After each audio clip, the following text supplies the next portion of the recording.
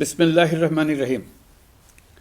প্রিয় দেশবাসী, শিশু, কিশোর কিশোরী, তরুণ তরুণী, ছাত্রছাত্রী, বয়স্ক, বৃদ্ধ, নারী পুরুষ সবাইকে জানাই আমার সালাম। আসসালামু আলাইকুম। আজ 25শে মার্চ, মানব সভ্যতার ইতিহাসে কলঙ্কিত এক হত্যাযজ্ঞের দিন। 1971 সালের আজকের রাতে পাক হানাদার বাহিনী নিরপরাধ, নিরস্ত্র, ঘুমন্ত বাঙালির উপর নির্মমভাবে গুলি চালিয়ে হাজারো মানুষকে হত্যা করেছিল। 25শে মার্চ থেকেই এদেশের মানুষের সশস্ত্র প্রতিরোধ গড়ে তুলেছিল। 9 মাসের যুদ্ধের মধ্য দিয়ে স্বাধীন হয় বাংলাদেশ। মহান স্বাধীনতা দিবসের প্রাক্কালে আমি গভীর শ্রদ্ধার সঙ্গে স্মরণ করছি মহান মুক্তিযুদ্ধের বীর শহীদদের, যাদের প্রাণের বিনিময়ে আমরা স্বাধীন সার্বভৌম বাংলাদেশ পেয়েছি। 9 মাসের রক্তক্ষয়ী যুদ্ধে লক্ষ লক্ষ শহীদ ও 2 লাখ নির্যাতিত নারীর আত্মত্যাগ পৃথিবীর মানচিত্রে বাংলাদেশ নামে একটি স্বাধীন ভূখণ্ডের জন্ম দিয়েছিল। মুক্তিযুদ্ধের এই বীরদের প্রতি আমার সালাম। সেই সঙ্গে 24শে জুলাই অভ্যুত্থানে নিহত হাজারো শহীদ ও আহত, যারা বৈষম্য, শোষণ, নির্যাতন এবং নিপীড়নের বিরুদ্ধে বুক চিতিয়ে দাঁড়িয়েছিল, তাদের প্রতি সমগ্র জাতির পক্ষ থেকে আমি সশ্রদ্ধ সালাম জানাচ্ছি। জুলাই গণ অভ্যুত্থান আমাদেরকে যে বৈষম্যহীন বাংলাদেশ গড়ার স্বপ্ন পূরণের সুযোগ এনে দিয়েছে, সেই সুযোগ আমরা কাজে লাগাতে চাই। প্রিয় দেশবাসী, পবিত্র মাহে রমজানের সিয়াম সাধনা উপলক্ষে আপনাদের সকলকে আমার আন্তরিক মোবারকবাদ জানাচ্ছি। সেই সঙ্গে সকলকে জানাই পবিত্র ঈদ উল ফিতরের অগ্রিম শুভেচ্ছা। ঈদ মুবারক। এবারের ঈদ স্মরণীয়ভাবে আনন্দদায়ক হোক, এই কামনা করছি। বর্তমান সরকার দায়িত্ব গ্রহণের পর থেকেই দ্রব্যমূল্য নিয়ন্ত্রণে জোর ব্যবস্থা নিয়েছে। রমজান ও ঈদে বড় চ্যালেঞ্জ ছিল জিনিসপত্রের দামের লাগাম টেনে ধরা, বিদ্যুৎ সরবরাহ নিশ্চিত করা। এই রমজানে যাতে কোনো পণ্যের দাম বেড়ে না যায় এবং বিদ্যুৎ সরবরাহ যেন বিঘ্নিত না হয়, সেজন্য আমরা সর্বোচ্চ চেষ্টা করেছি। রমজান মাস জুড়ে সরবরাহ চেনের প্রতিবন্ধকতা কঠোরভাবে প্রতিহত করতে সব ধরনের ব্যবস্থা আমরা নিয়েছি। দেশের সকল জায়গা থেকে খবর এসছে যে এই রমজানের দ্রব্যমূল্য আগের তুলনায় কমেছে, জনগণ স্বস্তি পেয়েছে। দাম নিয়ন্ত্রণে এই প্রচেষ্টা চলমান থাকবে। প্রিয় দেশবাসী, গত 16 বছরে শেখ হাসিনা যে ভয়াবহ লুটপাট কায়েম করেছিল, আপনারা সেটার ভুক্তভোগী ছিলেন। ছাত্র জনতার অভ্যুত্থানের মুখে তারা পালিয়ে যাবার সময় এক লণ্ডভণ্ড অর্থনীতি ঢেকে গেছে। এই পরিস্থিতিতে দায়িত্ব নেবার পর অর্থনীতি পুনরুদ্ধারের জন্য অন্তর্বর্তী সরকার নানা উদ্যোগ নিয়েছে। ব্যাংকিং খাতে শৃঙ্খলা ফিরেছে। ক্রমান্বয়ে অর্থনীতির অপরাপর সুযোগগুলো ইতিবাচক ধারায় ফিরতে শুরু করেছে। এই সরকারের সবচেয়ে বড় চ্যালেঞ্জ মূল্যস্ফীতি। ফেব্রুয়ারিতে মূল্যস্ফীতি 9.32% নেমে এসছে, যা 22 মাসের মধ্যে সর্বনিম্ন। আগামী জুন মাসের মধ্যে এটি 8%-এর নিচে নেমে আসবে বলে আশা করছি। দেশের ধ্বংসপ্রাপ্ত অর্থনীতিতে স্বস্তি এনে দিয়েছে আমাদের প্রবাসী ভাই বোনেরা। অন্তর্বর্তী সরকার দায়িত্ব নেবার পর থেকে রেমিটেন্স ধারাবাহিকভাবে বেড়েছে। ফেব্রুয়ারি মাসে রেমিটেন্স প্রবাহ রেকর্ড গড়েছে, প্রায় 25% বৃদ্ধি পেয়ে $2.5 বিলিয়ন পৌঁছেছে। রেমিটেন্স যোদ্ধারা আমাদের দেশের অর্থনীতি গড়ার বীর সৈনিক। তাদের জন্য প্রক্রিয়াগত যেসব বিষয় রয়েছে, সেগুলো সহজ করে দেওয়া আমাদের দায়িত্ব। তারা যেন ভোগান্তির শিকার না হন, দূতাবাস যেন ঠিকমতো কাজ করে, এটি নিশ্চিত করার জন্য আমরা ব্যবস্থা নিয়েছি। আগামী নির্বাচনে যেন তাদের ভোটাধিকার দিতে পারি, সেজন্য কাজ করছি। পলাতক সরকারের আমলে চট দখলের মতো দেশের ব্যাংকগুলো দখল করে নেওয়া হয়েছিল। আমানতকারীর টাকাকে তারা নিজেদের ব্যক্তিগত টাকায় রূপান্তরিত করে ফেলেছিল। অন্তর্বর্তী সরকারের অন্যতম কাজ ছিল ব্যাংকিং ব্যবস্থায় আস্থা ফিরিয়ে আনা, আমানতকারীর স্বার্থ রক্ষা করে নিয়ম শৃঙ্খলা প্রতিষ্ঠা করা, হিসাবপত্রে বিশ্বাসযোগ্যতা স্থাপন করা। ব্যাংকিং ব্যবস্থায় আস্থা প্রতিষ্ঠা করা গেছে। এর ফলে অর্থনীতিতে শৃঙ্খলা ফিরেছে। অন্তর্বর্তী সরকারের অর্জনগুলোর মধ্যে এটা ছিল খুবই গুরুত্বপূর্ণ। গত সরকারের লুটপাটের মহোৎসবে গত 15 বছরে $234 বিলিয়ন পাচার হয়েছে। এটা আমরা জানি। কত রকমভাবে পাচার হয়েছে তাও জানার বিষয়। অভিনব এক একটা পদ্ধতি ছিল। পাচারের একটা পদ্ধতি সবাইকে হতভম্ব করে দিয়েছে। এই পাচার হয়েছে বিদেশে অধ্যয়নরত সন্তানের কাছে টাকা পাঠানোর নামে। তিনি সন্তানের লেখাপড়ার জন্য এক সেমিস্টারের অর্থাৎ 3 মাসের খরচ বাবদ অফিসিয়াল ব্যাংকিং চ্যানেলে পাঠিয়েছেন $3,33,00,000, অর্থাৎ প্রায় 400 কোটি টাকা। পাচারের এর চাইতে বেশি তাক লাগানো পন্থা আর কি আছে, তার কোনো সীমা আছে বলে আমার মনে হয় না। আইন, নিয়ম, নীতির জায়গায় যখন হরিলুট প্রতিষ্ঠিত হয় তখন এমন সব কিছুই সম্ভব। এই অর্থ পাচারকারীদের দ্রুত আইনের আওতায় নিয়ে আসার লক্ষ্যে ইতোমধ্যে আন্তর্জাতিক তৎপরতা জোরদার করা হয়েছে। প্রিয় দেশবাসী, অন্তর্বর্তী সরকার পৃথিবীর বিভিন্ন দেশের শীর্ষস্থানীয় বিনিয়োগকারীদের সঙ্গে নিয়মিত বৈঠক করে যাচ্ছে। তারা বাংলাদেশের বর্তমান ব্যবস্থায় বিনিয়োগের বিষয়ে খুবই আগ্রহী। আশা করছি দ্রুততম সময়ে দেশের নতুন নতুন বিদেশি বিনিয়োগ আপনারা দেখতে পাবেন। সরকার দায়িত্ব নেওয়ার পর থেকে দেশে রপ্তানি 13% বেড়েছে। জানুয়ারিতে 7% কন্টেইনার হ্যান্ডলিং বেড়েছে।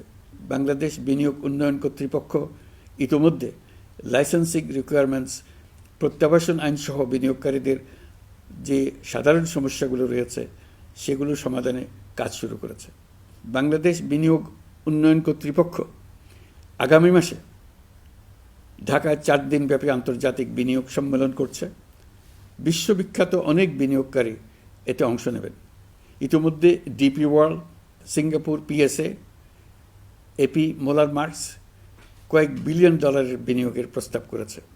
অন্তর্বর্তী সরকার দায়িত্ব গ্রহণের পর থেকেই স্বতঃস্ফূর্তভাবে পৃথিবীর সকল সরকার আমাদের প্রতি বন্ধুত্বের হাত বাড়িয়ে দিয়েছে।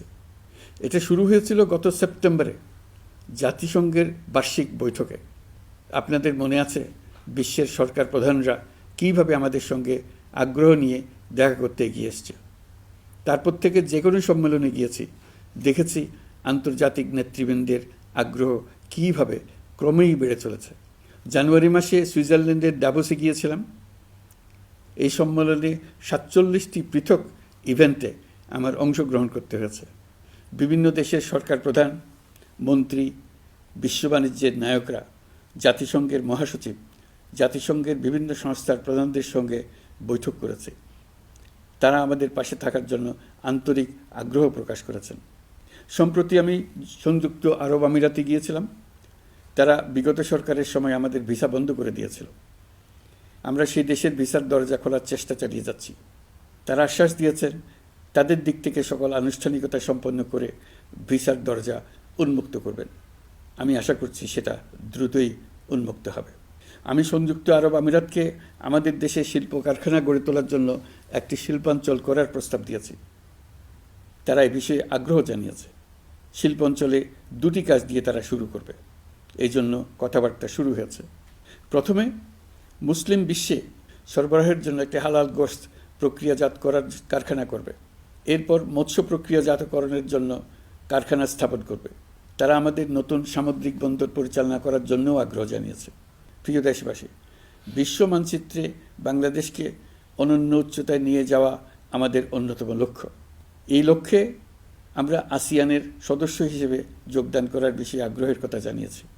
এই বছরের শুরু থেকেই মালয়েশিয়া আসিয়ানের চেয়ারম্যানের দায়িত্ব গ্রহণ করেছে। মালয়েশিয়ার মাননীয় প্রধানমন্ত্রী আনোয়ার ইব্রাহিমের সঙ্গে এই বিষয়ে কথা হয়েছে। তিনি আমাদের আবেদনের প্রতি সমর্থন জানিয়েছেন, আমাকে মালয়েশিয়া সফরের আমন্ত্রণ জানিয়েছেন। আমি এই আমন্ত্রণ গ্রহণ করেছি।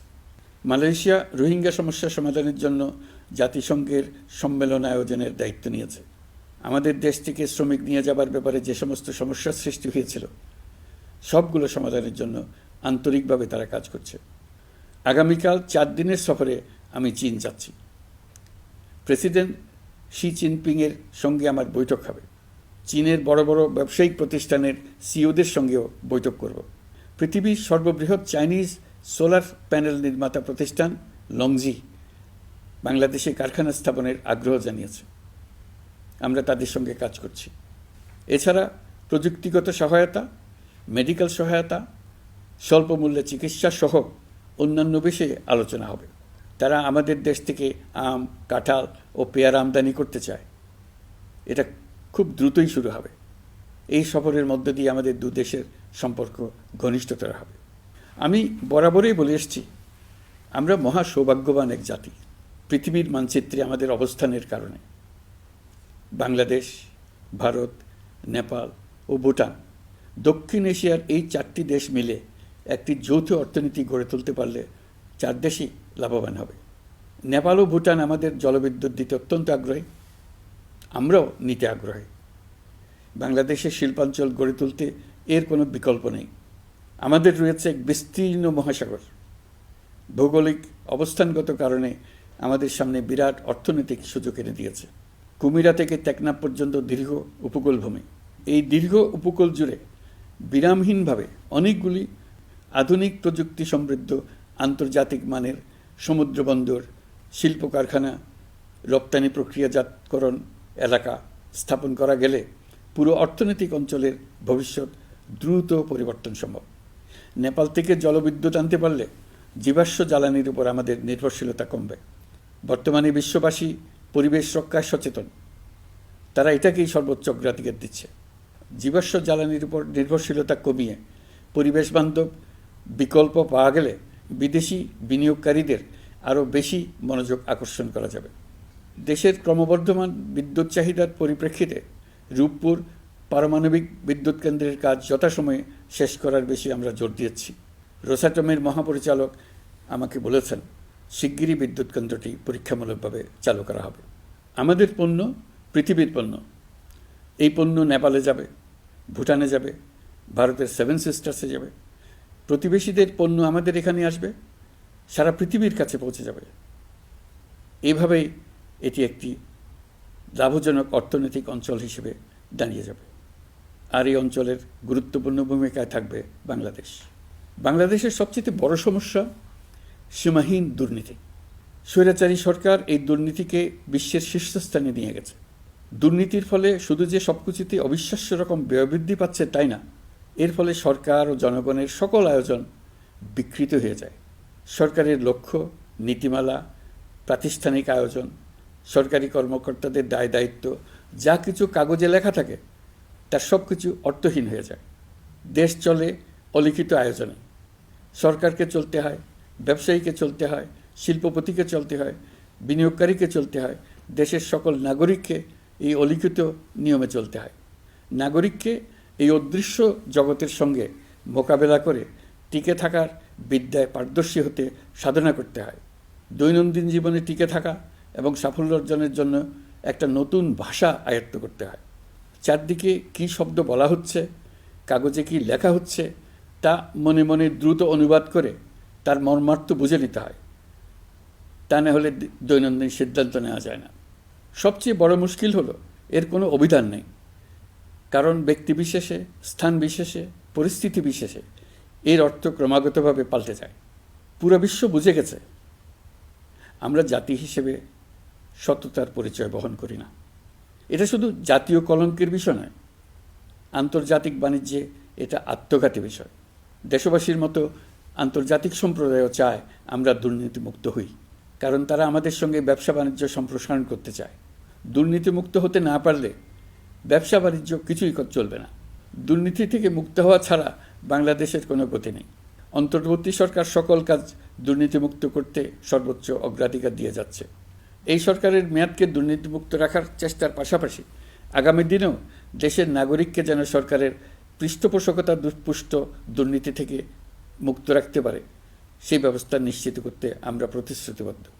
দুর্নীতি ও হয়রানি রোধে আমরা একটা বিষয়ের উপর গুরুত্ব দিচ্ছি। সরকারের সঙ্গে দৈনন্দিন, মাসিক বা বার্ষিক রুটিন কাজের জন্য যেন কোনো নাগরিককে সশরীরে কোনো সরকারি অফিসে উপস্থিত হতে না হয়। দুর্নীতি প্রতিরোধের অংশ হিসেবে সরকারি সব অফিসে ই-ফাইলিং চালুর সিদ্ধান্ত নেওয়া হয়েছে। ই-ফাইলিং ব্যবস্থা চালু হলে দুর্নীতি কমে আসবে। এতে করে কোন অফিসের কোন ডেস্কে কোন ফাইল আটকে আছে তা সহজেই জানা যাবে। সরকারি যতগুলো কার্যক্রমে অনলাইন সেবা চালু সম্ভব সবখানেই এই সেবা চালুর বিষয়ে সরকার কাজ করছে। সরকারি বিভিন্ন সেবা পেতে অসহায় নাগরিকের টুটি চেপে ধরে অবিশ্বাস্য পরিমাণ টাকা দিতে বাধ্য করা হয়। টাকার যে লেনদেন ও ভোগান্তির সম্মুখীন হতে হয় সেটা থেকে নাগরিকদের বাঁচানোর জন্য আমরা বদ্ধপরিকর। অনলাইনে সেবা পাওয়ার পদ্ধতিটি আরও কীভাবে সহজ করা যায় এই ব্যাপারে আমাদের কাছে পরামর্শ জানিয়ে লিখুন, ইমেল করুন। আপনি বা আপনার পরিবারের যে কেউ এই সেবা বাণিজ্যিকভাবে দিতে চাইলে প্রশিক্ষণ গ্রহণ করে পৃথিবীর যে কোনো স্থান থেকে এই সেবা দিতে পারবেন। বিগত সরকারের আমলে ভিন্নমতকে দমন করার জন্য মিথ্যা মামলাকে হাতিয়ার হিসেবে বেছে নেওয়া হয়েছিল। বিভিন্ন পর্যায়ে যাচাই বাছাই করে আমরা এসব হয়রানিমূলক মামলা প্রত্যাহারের উদ্যোগ নিয়েছি। গত ফ্যাসিস্ট সরকারের সময় দায়ের করা রাজনৈতিক হয়রানিমূলক মামলাগুলোর মধ্যে সারা দেশে এই পর্যন্ত ৬,২৯৫টি মামলা প্রত্যাহারের সুপারিশ করা হয়েছে। অন্যান্য সকল হয়রানিমূলক মামলাও ক্রমান্বয়ে প্রত্যাহার করা হচ্ছে। এছাড়া এ পর্যন্ত সাইবার সিকিউরিটি আইনের অধীনে বিচারাধীন স্পিচ অফেন্স সংক্রান্ত ৪১৩টি মামলা প্রত্যাহার করা হয়েছে। এই আইনটি অবিলম্বে বাতিল করে নাগরিক বান্ধব সাইবার সুরক্ষা আইন করা হচ্ছে। মানুষের ভোগান্তি রোধেও আমরা আইনগত পদক্ষেপ নিচ্ছি। জিডি করার সময় স্বাক্ষর দেওয়ার জন্য এখন আর থানায় যাওয়ার প্রয়োজন নাই, এটা অনলাইনেই করা যাবে। এই ব্যাপারে প্রয়োজনীয় নির্দেশ দেওয়া হয়েছে। পাওয়ার অফ অ্যাটর্নি বিধিমালা সংশোধনীর মাধ্যমে প্রবাসী বাংলাদেশিদের হয়রানি লাঘব করা হয়েছে। সংশোধিত বিধিমালার আলোকে বাংলাদেশি পাসপোর্ট না থাকলেও বাংলাদেশি বংশোদ্ভূত ব্যক্তির পাসপোর্টে নো ভিসা রিকোয়ার্ড স্টিকার থাকলে কিংবা জন্মসনদ বা জাতীয় পরিচয়পত্র থাকলেই তিনি বিদেশ থেকে পাওয়ার অফ অ্যাটর্নি সম্পাদন করতে পারবেন। সরকারি সিদ্ধান্ত ও প্রয়োজনীয় ব্যবস্থা নেওয়ার পর বিমানের টিকিট কেনার পুরো প্রক্রিয়াটি অনলাইনে নিয়ে যাওয়ার ফলে বিমানের টিকিটের দাম শতকরা ৫০ থেকে ৭৫% কমে গেছে। বিশেষ করে মধ্যপ্রাচ্যের প্রবাসী ভাই বোনেরা এতে করে স্বস্তি পাচ্ছে। অন্যান্য এয়ারলাইনের টিকিটের দামও কমে গেছে। নাগরিকদের হয়রানিমুক্ত ও দুর্নীতিমুক্ত সেবা প্রদানের জন্য সরকার ভূমি সেবা ডিজিটালাইজ করার উদ্যোগ নিয়েছে। এর অংশ হিসেবে ভূমি মন্ত্রণালয় অনলাইনে ঘরে বসেই জমির খাজনা প্রদান, নামজারি, জমা খারিজ, খতিয়ান বা পর্চা সার্টিফাইড কপি, মৌজা ম্যাপ বা নকশা প্রদানের কার্যক্রম শুরু করেছে। এই পদ্ধতিতে ভোগান্তি, অস্বচ্ছতা ও দুর্নীতির অবসান হবে। বর্তমানে সারা দেশে পরীক্ষামূলকভাবে এই কার্যক্রম চালু হয়েছে। এগুলোকে ক্রমান্বয়ে আরও জনবান্ধব করে স্থায়ী রূপ দেওয়া হবে। এর লক্ষ্য হবে ক্রমাগতভাবে এই সকল দায়িত্ব সরকারের হাত থেকে নিয়ে সেবাদানকারী ব্যক্তি বা প্রতিষ্ঠানের কাছে ছেড়ে দেওয়া। গ্রামের স্কুল কলেজ পাশ করা ছেলেমেয়েরা, গৃহিণীরা ঘরে বসে সারা দেশে এই সেবা দান করবে এবং অনেকে তাদের কৃতিত্বের জন্য প্রসিদ্ধ হয়ে পড়বে। তারা সারা দেশের গ্রাহকদের সেবা নিজের গ্রাম থেকেই প্রদান করবে। রাজস্ব সংস্কার কমিশনের সুপারিশ অনুসারে জাতীয় রাজস্ব বোর্ড বিলুপ্ত করার সিদ্ধান্ত নেওয়া হয়েছে। এর জায়গায় দুটি পৃথক বিভাগ করা হচ্ছে। একটি হলো নীতি প্রণয়ন বিভাগ বা জাতীয় রাজস্ব নীতি বোর্ড, অন্যটি বাস্তবায়ন বিভাগ বা জাতীয় রাজস্ব সংগ্রহ বিভাগ। এর ফলে সরকারের পছন্দের ব্যক্তিরা হাজার হাজার কোটি টাকার রাজস্ব ফাঁকি দেওয়ার আর সুযোগ পাবে না। আমি আশা করি পরবর্তীতে যারা সরকারে আসবেন তারাও এই নীতি বহাল রাখবেন। এখনকার যুগ হলো প্রযুক্তির যুগ, সৃজনশীলতার যুগ। আমাদের দেশে ১৭ কোটি নারী পুরুষ, তার মধ্যে তরুণরা হলো বিপুলভাবে সংখ্যাগরিষ্ঠ। বাংলাদেশ মানব সম্পদের দিক থেকে ৮ম বৃহত্তম দেশ। একযোগে এই তরুণরা সৃজনশীলতা প্রকাশের সুযোগ পেলে বন্যার স্রোতের মতো আমাদের দেশ দ্রুত বেগে পৃথিবীর বাজারের মধ্যস্থানে চলে যাবে। এই বিপুল তরুণ গোষ্ঠীর সামনে থেকে পথের বাধা সরিয়ে দেওয়াই হলো আমাদের সরকারের প্রধান লক্ষ্য। প্রযুক্তি আমাদের জন্য সুযোগ সৃষ্টি করেছে, আমরা দ্রুত বেগে এই সুযোগ গ্রহণ করার কাজে নিজেদের নিয়োজিত করেছি। এমনভাবে আমরা প্রযুক্তি ব্যবহার করার কাজে নিয়োজিত হয়েছি যাতে নাগরিকের আঙ্গুলের ইশারায় সরকার তার সেবা নাগরিকের কাছে তাৎক্ষণিকভাবে হাজির করে। তা নিশ্চিত করার জন্য আমরা সেই সেবা দিতে চাই প্রযুক্তির মাধ্যমে, সরকারি অফিসের মাধ্যমে নয়। ইতিমধ্যে পাসপোর্ট পেতে পুলিশ ভেরিফিকেশনের নিয়ম আমরা বাতিল করে দিয়েছি। এর ফলে বর্তমানে নাগরিকরা আগের চাইতে সহজভাবে পাসপোর্ট সেবা পাচ্ছেন।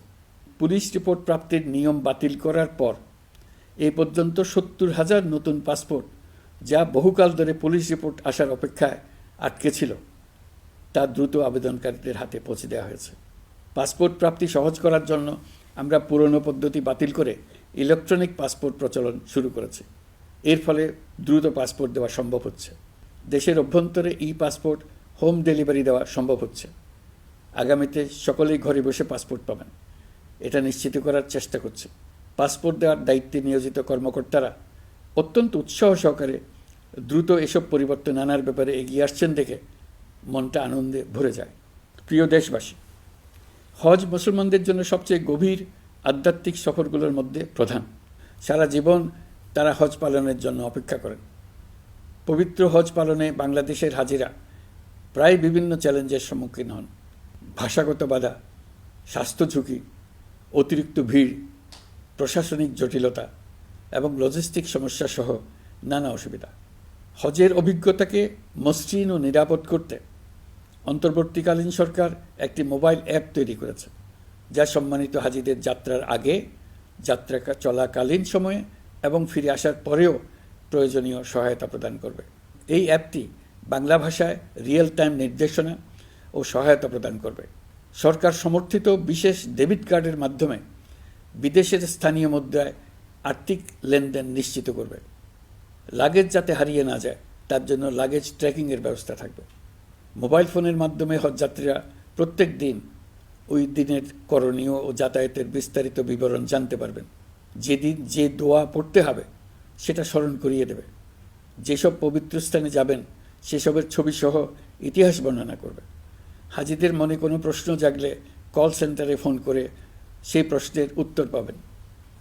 শরীর খারাপ লাগলে ডাক্তারের সঙ্গে যোগাযোগ করিয়ে দেবে। সম্মানিত হাজিদের কোনো পরামর্শ থাকলে সেটা পরামর্শ পৃষ্ঠায় লিখে দিতে পারবেন। ভ্রমণের দৈনন্দিন ঝামেলার জন্য হজের মূল লক্ষ্যকে পরাজিত করতে না পারে তার জন্য সকল ব্যবস্থা এতে রাখা থাকবে।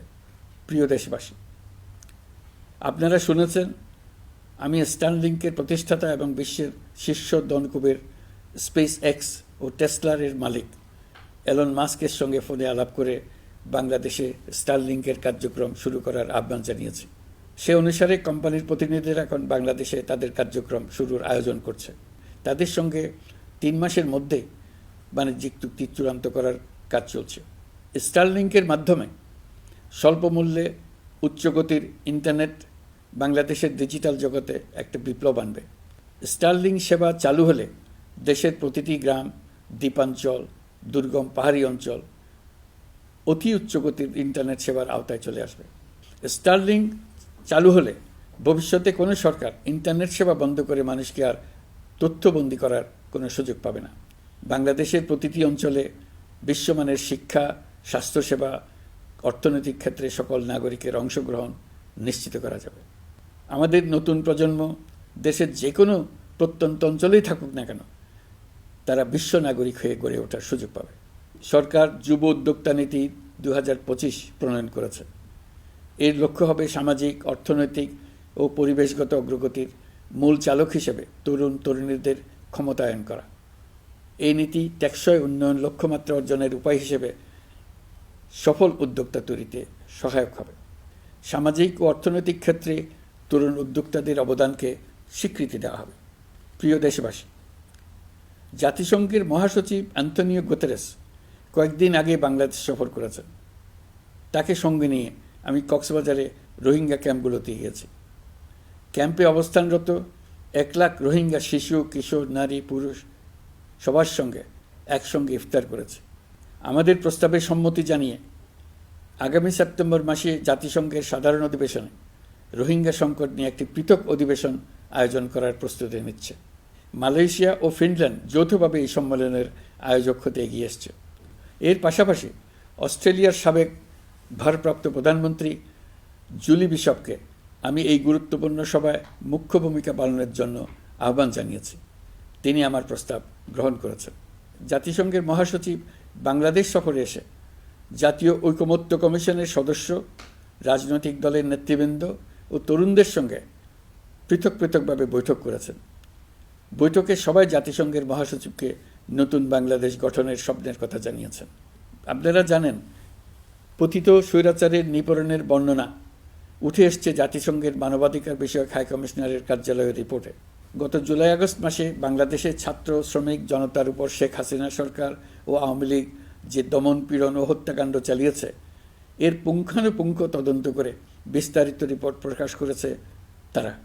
এই রিপোর্টে স্পষ্টভাবে উঠে এসছে যে শেখ হাসিনা নিজেই নিরাপত্তা বাহিনীর কর্মকর্তাদের নির্দেশ দিয়েছিলেন বিক্ষোভকারীদের হত্যা করতে।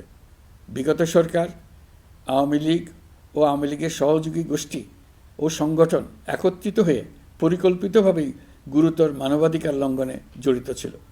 মানবাধিকার বিষয়ক হাইকমিশনারের রিপোর্টে বলা হয়েছে, বিক্ষোভ চলাকালে প্রায় ১৪০০ জন নিহত হয়েছেন, যার মধ্যে প্রায় ১৩% শিশু। বিক্ষোভের সম্মুখ সারিতে থাকার কারণে আমাদের জুলাই কন্যারা নিরাপত্তা বাহিনী ও আওয়ামী লীগের সমর্থকদের দ্বারা আক্রান্ত হয়েছে, এমনকি যৌন নির্যাতনের শিকার হয়েছে। জাতিসংঘের রিপোর্ট পড়ে সবার গায়ের লোম দাঁড়িয়ে গেছে। কি ভয়াবহতা! কিভাবে একজন প্রধানমন্ত্রীর নিজ দেশে নিরস্ত্র মানুষকে হত্যার পর লাশ লুকিয়ে ফেলার নির্দেশ দিতে পারে? ক্ষমতা আঁকড়ে রাখার জন্য তিনি পৃথিবীর সকল নিষ্ঠুরতা ছাড়িয়ে গেছেন। এটাই জাতিসংঘের প্রতিবেদনে উঠে এসছে। মানবাধিকার বিষয়ক হাইকমিশনার কার্যালয়ের এই রিপোর্টকে আমরা স্বাগত জানাচ্ছি। প্রতিবেদনে যে সুপারিশ করা হয়েছে, অন্তর্বর্তী সরকার সেই সুপারিশগুলো গুরুত্বের সঙ্গে বিবেচনা করছে। আপনাদেরকে আশ্বস্ত করে বলতে চাই, যারা গণহত্যায় জড়িত ছিল, যারা নির্বিচারে মানুষ হত্যা করেছে, যারা ইতিমধ্যে হত্যাকারী হিসেবে বিশ্বের কাছে স্বীকৃত, তাদের বিচার এ দেশের মাটিতে হবেই। প্রিয় দেশবাসী, আপনারা জানেন অন্তর্বর্তী সরকার দায়িত্ব নেবার পর থেকেই গণমাধ্যম ও সোশ্যাল মিডিয়ায় গুজবের যেন এক মহোৎসব চলছে। দেশকে অস্থিতিশীল করার জন্য একের পর এক মিথ্যা তথ্য ছড়িয়ে দিয়ে জনগণকে বিভ্রান্ত করার চেষ্টা চলছে। অভিনব সব প্রক্রিয়ায় গুজব ছড়ানো হচ্ছে। এক ছবির সঙ্গে অন্য ছবি জুড়ে দেওয়া হচ্ছে, ঘটনা একটা, ছবি আরেকটা। এরকম ফটোকার্ড বানিয়ে অন্য দেশের ঘটনাকে এ দেশের ঘটনা হিসেবে চালিয়ে দিয়ে সোশ্যাল মিডিয়ায় তোলপাড় করে ফেলছে। যতই নির্বাচন কাছে আসবে, এর রূপ আরও ভয়ঙ্কর হতে থাকবে। কারা এর পেছনে আছে, কেন আছে, তা আপনাদের সবারই জানা আছে। আমরা এই গুজব ও মিথ্যা তথ্যের প্রচারণা রোধ করতে জাতিসংঘের সহযোগিতা চেয়েছি। জাতিসংঘের মহাসচিব এর মোকাবেলায় আমাদের সহযোগিতা করবেন বলে আশ্বাস দিয়ে গেছেন। দেশবাসীকে আমি স্মরণ করিয়ে দিতে চাই যে জুলাই অভ্যুত্থানের প্রথম পর্ব সফলভাবে সমাপ্ত হয়েছে। প্রথম পর্বের সমাপ্তির মধ্য দিয়ে অভ্যুত্থানের দ্বিতীয় পর্ব শুরু হলো। সবসময় মনে রাখতে হবে, আমরা কিন্তু যুদ্ধাবস্থায় আছি।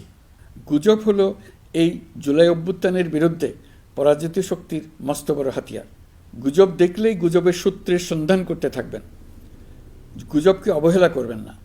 বহু অভিজ্ঞ সমর বিশারদ এই গুজবের পেছনে দিনরাত কাজ করছে।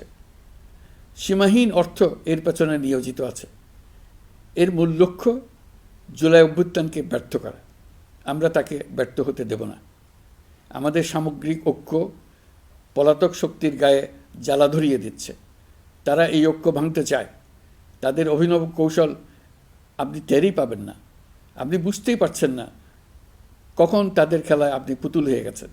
আমাদের সচেতনতা এবং সামগ্রিক ঐক্য দিয়েই এই গুজবকে রুখতে হবে। পলাতক অপশক্তির ষড়যন্ত্রকে ব্যর্থ করে দিতে হবে। প্রিয় দেশবাসী, আপনারা জানেন ইতিমধ্যে জাতীয় ঐকমত্য কমিশন তাদের কাজ শুরু করেছে। 6টি সংস্কার কমিশনের 166টি সুপারিশ ও পূর্ণাঙ্গ প্রতিবেদন সহ 38টি রাজনৈতিক দলের কাছে চিঠি দেওয়া হয়েছে। ইতিমধ্যে রাজনৈতিক দলগুলোর সঙ্গে বৈঠক শুরু হয়েছে। দেশের রাজনৈতিক দলগুলো খুবই ইতিবাচকভাবে সংস্কার কাজে সাড়া দিয়েছেন। তাদের মতামত তুলে ধরছেন। কোন রাজনৈতিক দল কোন কোন সংস্কার প্রস্তাবে একমত হয়েছেন, কোনটিতে দ্বিমত হয়েছেন, সেসব তারা জানাচ্ছেন। এটা আমাদের জাতির জন্য অত্যন্ত সুখকর বিষয় যে প্রতিটি রাজনৈতিক দল সংস্কারের পক্ষে মত দিচ্ছেন। ঐকমত্য কমিশনের মাধ্যমে সকল রাজনৈতিক দলের মতামত নেওয়ার কাজ এখন চলমান আছে। কমিশনের লক্ষ্য যে সকল বিষয়ে রাজনৈতিক দলগুলো একমত হবেন সেগুলো চিহ্নিত করা এবং তার একটা তালিকা প্রস্তুত করা। যে সকল দল এতে একমত হয়েছেন তাদের স্বাক্ষর নেওয়া। এই তালিকাটাই হবে জুলাই চার্টার বা জুলাই সনদ। আমাদের দায়িত্ব জাতির সামনে পুরো প্রক্রিয়াটা স্বচ্ছভাবে তুলে ধরা এবং প্রক্রিয়া শেষে নির্বাচনের আয়োজন করা। নির্বাচনের ব্যাপারে আমি আগেও বলেছি, আবারও বলছি, এবছর ডিসেম্বর থেকে আগামী বছরের জুনের মধ্যে নির্বাচন হবে। আমরা চাই আগামী নির্বাচনটি বাংলাদেশের ইতিহাসে সবচেয়ে অবাধ, সুষ্ঠু ও গ্রহণযোগ্য নির্বাচন হবে। এই জন্য নির্বাচন কমিশন সব ধরনের প্রস্তুতি নিতে শুরু করেছে। রাজনৈতিক দলগুলো ব্যাপক উৎসাহ উদ্দীপনায় নির্বাচনের জন্য তৈরি হতে শুরু করবে বলে আশা করছি। প্রিয় নাগরিকবৃন্দ, আমাদের দেশের নারীরা দীর্ঘ আন্দোলনের মাধ্যমে বহু বছর ধরে অনেক বাধা পেরিয়ে একটু একটু করে সামনে এগিয়ে যাচ্ছে। স্বাধীনতার 54 বছর পরেও এদেশের নারীরা অর্থনৈতিক, রাজনৈতিক, সামাজিক বৈষম্যের শিকার। বাংলাদেশের ইতিহাসে এখন পর্যন্ত যত আন্দোলন সংগ্রাম হয়েছে তার মধ্যে জুলাই গণ অভ্যুত্থানে নারীদের অংশগ্রহণ ছিল সবচেয়ে বেশি। গণ অভ্যুত্থানে নারীরা দুঃসাহসিক ভূমিকা রেখেছে। পুরনোকে দূরে ঠেলে দিয়ে নতুনের ভিত্তি স্থাপনের প্রতিজ্ঞা নিয়েছে।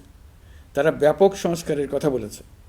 সর্বত্র নারীদের ভূমিকা আরও জোরালো করার কথা বলেছে। আমি মনে করি জুলাই গণ অভ্যুত্থান বাংলাদেশের প্রেক্ষিত বদলে দিয়েছে। জুলাইয়ের পর নারীদের অবস্থান ইতিবাচকভাবে পরিবর্তন হবে, সেটাই আমরা চাই। আমরা বাংলাদেশ নিয়ে নতুন করে ভাবতে চাই, আর এই নতুন ভাবনায় নারীদের অবস্থান উচ্চতম পর্যায়ে অগ্রাধিকার পাক, সেটাই আমরা চাই। পরিবারের সকল সদস্য, পাড়া প্রতিবেশী, ধর্মীয় প্রতিষ্ঠান, স্কুল, আপনারা আপনাদের নিজ নিজ অবস্থান থেকে ছেলে শিশু ও মেয়ে শিশুর মধ্যে যেন কোনো বৈষম্য সৃষ্টি না হয় তা নিশ্চিত করুন। আসুন নতুন বাংলাদেশে সবাই মিলে শিশুদের জন্য সুস্থ পরিবেশ নিশ্চিত করি। জুলাই গণ অভ্যুত্থানে অংশ নেওয়া নারীরা তাদের অধিকার প্রতিষ্ঠার ব্যাপারে দৃঢ় প্রতিজ্ঞ। দেশে বিরাজমান বৈষম্যগুলো চিহ্নিত করে নারীর প্রতি সহিংসতা প্রতিরোধ ও বৈষম্য নিরসনে আমাদের প্রত্যেককে একসঙ্গে কাজ করতে হবে। নারীর প্রতি বিদ্বেষমূলক কথাবার্তা, নারীকে খাটো করে রাখার প্রবৃত্তি যারা ধারণ করে তাদের বিরুদ্ধে সামাজিক আন্দোলন গড়ে তোলা প্রয়োজন। আধুনিক প্রযুক্তি সকল প্রকার বাধা ভেঙে দেওয়ার মহাশক্তি আমাদেরকে দিয়েছে। সেই বাধা যত শক্তই হোক, যত উঁচুই হোক, সকল দূরত্ব গোছানোর জন্য প্রযুক্তিকে অবশ্যই যেন আমরা ব্যবহার করতে আরম্ভ করি। নারীদের সুরক্ষায় পুলিশ হটলাইন নম্বর চালু করেছে। সরকারের পক্ষ থেকে শর্ট কোড চালু করা হচ্ছে। কল টেকার হিসেবে শতভাগ নারী কর্মীদের নিয়োগ দেওয়া হচ্ছে, যেন নির্দ্বিধায় কথা বলা যায়। নারী ও শিশু নির্যাতন দমন আইন সংশোধন হয়েছে। এসব মামলার তদন্ত ও বিচারের সময় কমিয়ে আনা হয়েছে। বিচার বিলম্বে বাধা দূর করা হচ্ছে। ঢাকার পাশাপাশি চট্টগ্রাম ও রাজশাহীতে ডিএনএ ল্যাব স্থাপনের কাজ চলছে। খুব দ্রুতই বিশেষ জুডিশিয়াল সার্ভিস কমিশনের মাধ্যমে নতুন অনেক বিচারক নিয়োগ দেওয়া হচ্ছে। ভিকটিম শিশুরা যাতে দ্রুত বিচার পায় সেজন্য আলাদাভাবে বিশেষ ট্রাইব্যুনাল স্থাপনের বিধান রাখা হয়েছে। দেশের সবার মতো আমি অত্যন্ত আনন্দিত যে এবার নারী ফুটবল টিম দক্ষিণ এশিয়ায় চ্যাম্পিয়ন হয়েছে। দেশ জুড়ে আয়োজিত তারুণ্যের উৎসব 2025-এ বিভিন্ন অঞ্চল থেকে 27,40,000 মেয়েরা প্রায় 3,000 খেলা ও সাংস্কৃতিক কর্মকাণ্ডে অংশগ্রহণ করেছে। উৎসবে দেশের সুবিধাবঞ্চিত ও সুবিধাপ্রাপ্ত অঞ্চল, প্রান্তিক জনগোষ্ঠী এবং 21টি নৃগোষ্ঠীর তরুণ তরুণী সহ সকলের সার্বজনীন অংশগ্রহণ ছিল। এই উৎসবের অন্যতম লক্ষ্য ছিল তরুণদের মধ্যে ঐক্য গড়ে তোলা, সহযোগিতার নীতি প্রচার এবং তাদেরকে উদ্যোক্তা হিসেবে গড়ে তোলা, যাতে করে তারা আত্মনির্ভর হতে পারে, দেশের সম্পদ হিসেবে গড়ে উঠতে পারে। আমরা তারুণ্যের এই উৎসব সারা বছর জুড়ে উদযাপন করার ঘোষণা দিয়েছি।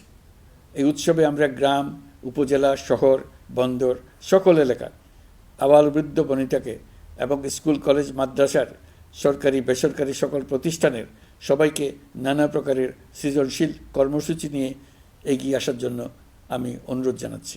প্রতিটি এলাকায় এই উৎসবে যোগদান করতে মেয়েদের যেন বিশেষভাবে উৎসাহিত করা যায় সেজন্য সকলকে আহ্বান জানাচ্ছি। কোথায় এটা কিভাবে উদযাপিত হচ্ছে সেই ব্যাপারে জানার জন্য আমি আগ্রহ নিয়ে অপেক্ষা করলাম। বিভিন্ন পর্যায়ে দেশের সেরা গ্রাম, সেরা উপজেলা, সেরা শহর, সেরা প্রতিষ্ঠান, সেরা ব্যক্তিকে পুরস্কার দেওয়ার জন্য আমরা প্রস্তুত থাকব। নারী অধিকারের পাশাপাশি একই রকম গুরুত্বের সঙ্গে মনে রাখতে হবে সংখ্যালঘুদের নাগরিক অধিকার, সমতল ও পাহাড়ের জাতিগোষ্ঠীর নাগরিক অধিকার। কারো কোনো নাগরিক অধিকারকে অবহেলা করলেই এই জাতির জন্য মহা সংকট সৃষ্টি হবে। নাগরিক হিসেবে আমরা কেউ যেন অন্য নাগরিকের অধিকার হরণের দায়ে অভিযুক্ত হতে না পারি, সেই ব্যাপারে আমাদের নিশ্চিত থাকতে হবে। তাহলেই সত্যিকার নতুন বাংলাদেশ জন্ম লাভ করবে। সবাইকে আবারও আমার সালাম জানিয়ে আমার বক্তব্য শেষ করছি। আসসালামু আলাইকুম। সবাইকে স্বাধীনতা দিবসের অভিনন্দন জানাচ্ছি। পবিত্র মাহে রমজানে মহান আল্লাহর অশেষ মেহেরবানি আমাদের উপরে বর্ষিত হোক।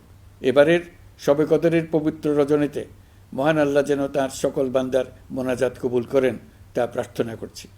একই সঙ্গে পবিত্র ঈদে সকলকে জানাই ঈদ মোবারক।